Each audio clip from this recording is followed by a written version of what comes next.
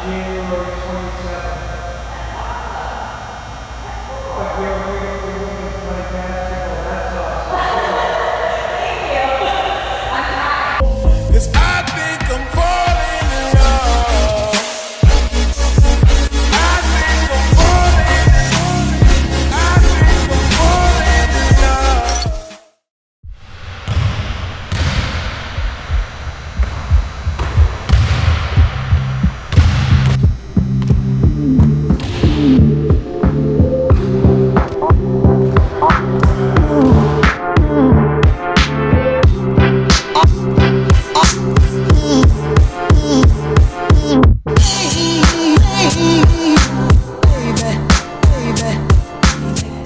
Welcome to today's video, guys. I am super excited about this video because my previous Fitbit Blaze review and comparison to the Charge HR is my most watched video on my YouTube channel. I will put the link in the description box below. If you have not watched that video, go check it out. But it has been just over 1 year since I filmed that video when I got my Blaze for the first time and I compared it to the Charge HR. So all in all, it's been almost 2 years since I've had Fitbit products, and the other day on Twitter, I tweeted, why the hell doesn't Fitbit have a waterproof Fitbit? And then Fitbit tweeted me back and they were like, hello, we have a Fitbit Flex 2. So I went and Googled it, of course, and I didn't even know. I guess I've been living under a rock. Fitbit came out with the Fitbit Flex 2, which happened to be on sale at Target for $59.99. It was $100, I think, original price. So of course, you know me, your girl ran out to Target, bought it, and I wanted to give you guys a full review on the Fitbit Flex 2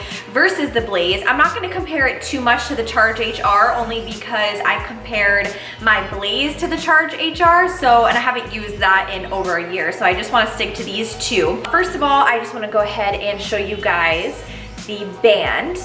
It is very thin, very, very lightweight, and the tracker sits in there. So in order to take it out, you literally just bend it and you pop it out, and that's what the little tracker, the heart rate monitor, looks like. So the main difference between this Fitbit and all the other Fitbits in their collection is that this Fitbit is waterproof. You can shower with it and it can be submerged up to 50 meters, which I thought was pretty cool. In order to give this a full review, I did a cardio-ish workout. You guys saw in the beginning of this, I was playing basketball for a little bit. I had this on, and then I did a swim workout where I had this on as well to give you the full rundown of how it worked while I went swimming. So the main difference with the Flex 2 in comparison to the other Fitbits is that obviously there's no screen, as you guys can tell. My Blaze has a full screen, which is touchscreen, and then this one has nothing, which some people might not care about if they don't constantly look at their watch, they don't get notifications on their watch, and they don't really care.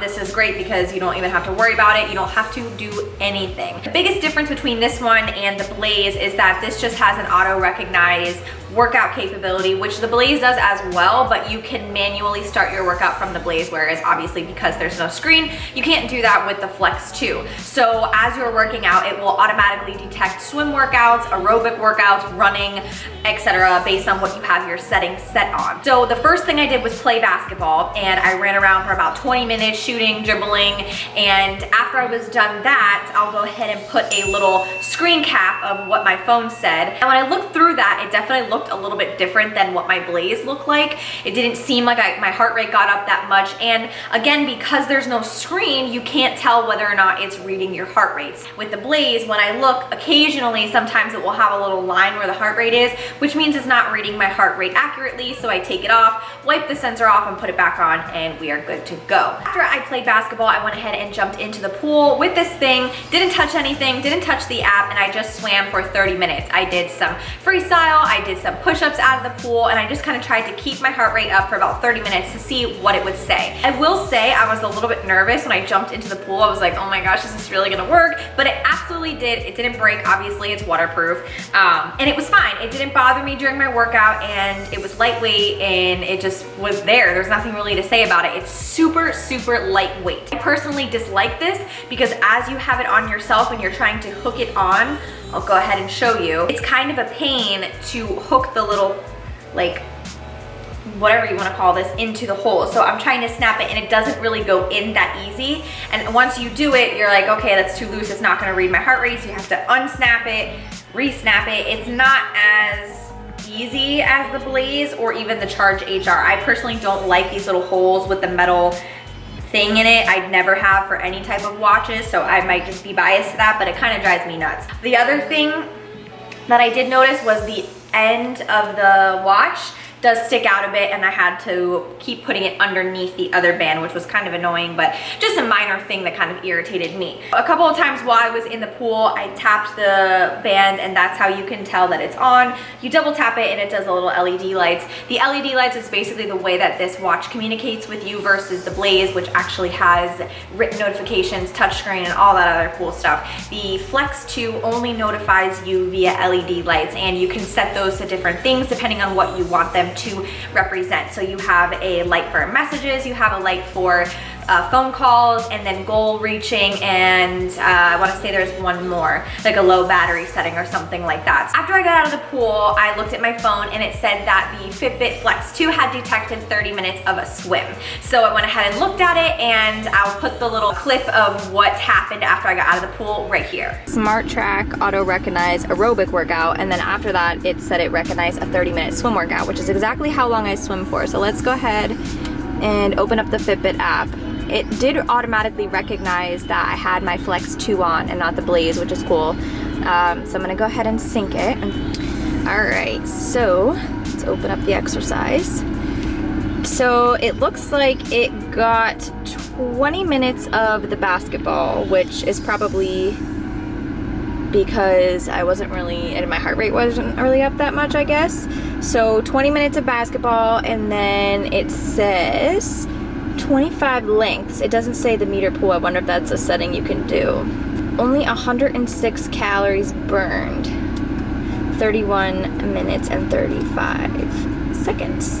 That's kind of interesting. So I don't really know how accurate it is, but I guess I was there for an hour. So an hour, 200 calories. That's pretty normal. I guess that, you know, I wasn't using any weights, obviously. So the only thing I have not figured out yet is, you see these sleep trackers with the different stages? That's from the Blaze, and then last night I wore the Flex 2 and it just did the regular sleep pattern. So I have to figure out how to set that up back to how it is, or maybe that's not capable with the Flex 2. So let's continue on with the review. So that was my experience swimming with the Flex 2. I think it's really cool that you can submerge this up to 50 meters, and it's lightweight, not bothersome on my wrist at all. I enjoyed it, and I like that I was able to track my swims for once. Moving into the negatives, the following day I went ahead and put it on for my normal training day. So it's about 2 hours strength training. I had some snatches, some clean and jerks. I had a broken up Angie from CrossFit, if anyone's familiar with CrossFit. So my heart rate was pretty much up the entire 2 hours. There was a couple spots where I'm sure it was lower as I was resting in between each workout.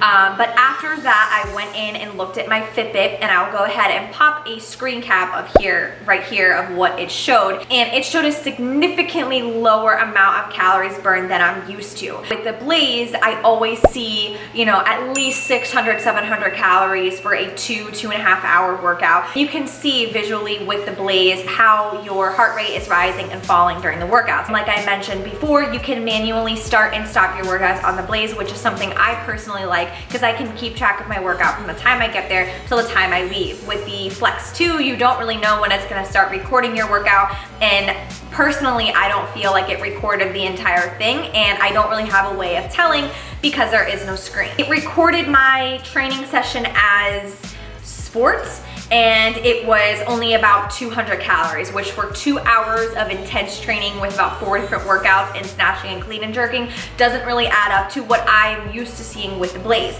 With that being said, the Blaze advertises itself with a more advanced heart rate monitor tracking. I don't know what the difference is between the two as far as internally, if maybe the Blaze has a better reading capability, and again, like I said, you can't tell because the Flex 2 doesn't have a screen, so it might be that it's not reading your heart rate as consistently as the Blaze. Personally, I like to be able to look during my workout and see what my heart rate is, see how long I've been training, if the GPS is on, see how, you know, many miles I've run, if I'm doing a running workout or something like that. Just the interactive features of the Blaze I prefer more than the Flex 2. And the last thing that I want to talk about are the app capabilities between the Blaze and the Flex 2. Recently, Fitbit made an update to their app where the Blaze can now tell you the different stages that you're sleeping. So you're going through REM sleep, light sleep, deep sleep, and awake, which I find really cool. I'll also go ahead and put a screen cap right here so you guys can see. When I wore this overnight, it defaulted back to the old way of the sleeping where it just shows you your times asleep and times awake. And according to Fitbit, this does not have that capability, so I do think there are some differences with the heart rate monitor between the Blaze and the Flex 2.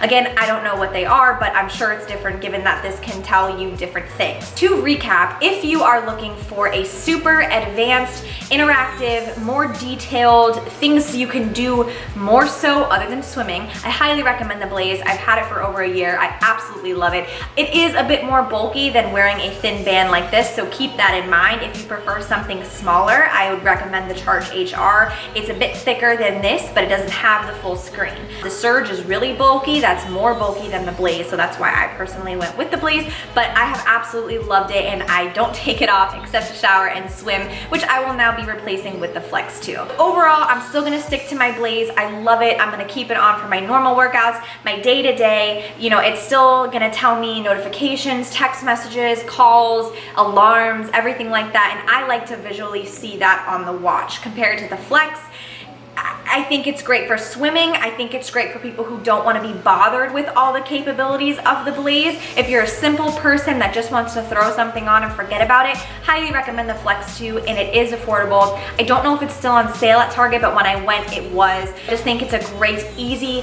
affordable version. The Blaze, more expensive, more advanced, but it does give you more information. So that is the end of this review. Not too much to say about it because I'm not too big of a fan. I wish I was more of it, but like I said, I will be using it for swim workouts, and that is about it. I hope you guys enjoyed this review. I hope you found it helpful. Please give the video a thumbs up so that other people who are looking for the Fitbit Flex 2 or the Blaze can find this video. And that's it. That's all I got for this video, so I hope you guys enjoyed. Thank you so much for watching, and I will catch you in my next one.